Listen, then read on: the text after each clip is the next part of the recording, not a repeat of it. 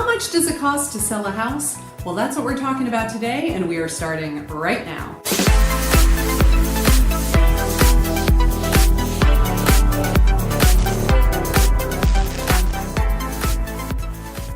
Hey everyone, welcome back to my channel. My name is Karin Carr, and I'm a realtor in Savannah, Georgia with Keller Williams Coastal Area Partners. If this is your first time visiting my channel, go ahead and hit the subscribe button and click that little bell for notifications, because, you know, you're awesome and I'm awesome, so let's be awesome together. So how much does it cost to sell a house?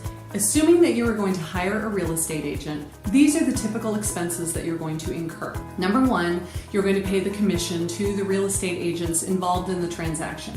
You hire an agent and you agree to pay them X percentage of the sales price of the house. When the buyer comes along, if they are represented by a different agent, your agent pays that person.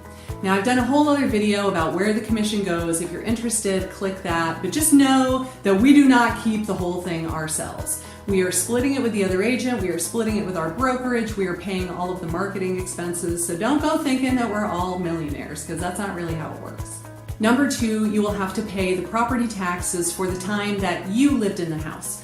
After the property changes hands, the buyer will pay that. If you've already paid your property taxes for the whole year, then from the date of your closing to the end of the fiscal year, you're going to actually get a rebate because you've already paid those property taxes and the buyer should be paying them, so you'll get money back.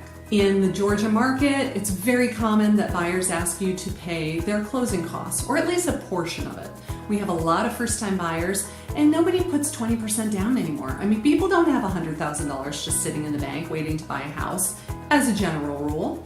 So they may ask you, hey, can you chip in $3,000 towards my closing costs? They will probably also ask you for either a home warranty, a termite bond, or both. As you know, living in Georgia, there are two types of houses, those that have termites and those that don't have termites yet. So we typically like to have some sort of pest control plan on our homes so that that doesn't happen. And when the buyer comes along, they'll say, hey, I want you to transfer that termite bond to me so that I can live in the house for the first year and not worry that the house has termites or is going to have termites very soon. So let's say the buyer moves in and the first Thanksgiving that they have all their family come to visit, the stove breaks. Yes, this actually happened to one of my clients. The home warranty company comes. If they can't repair the stove, they buy them a new stove. So it's a great thing for the buyer to make sure that they're not going to have any unforeseen major expenses the first year that they live in the house. A home warranty is typically somewhere around $500. Now, if you decide to sell your house for sale by owner, you will not be paying the real estate agent's commission. Instead, you're going to be paying for all of the marketing of your home. Just sticking a for sale by owner sign in your front yard is probably not going to get the job done. The people that buy for sale by owners are looking for a great deal, so they're going to come and offer you far less than the actual market value of your house, as a typical rule.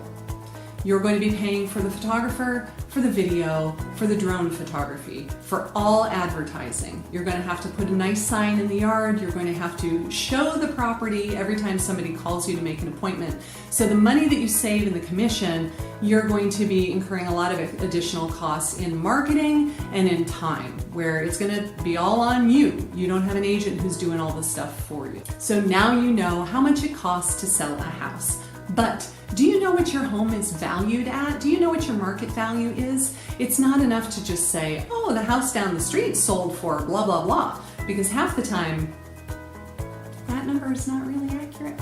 Your neighbor might tell you, oh, we sold it for $300,000. They actually sold it for $289. I'm just saying, sometimes people have the tendency to exaggerate just a little bit. So if you'd like to find out what your home is worth because you're thinking of selling in the next 6 months or so, click this link. We would be happy to do a free, no obligation home valuation analysis for you so that you can really sit down and say, okay, if I sold, how much money could I expect to make?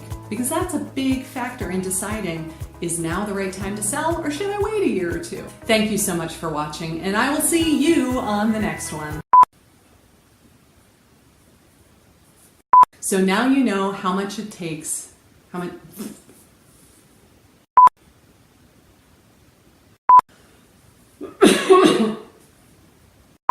there are two types of houses: those that don't have termites now, and those that have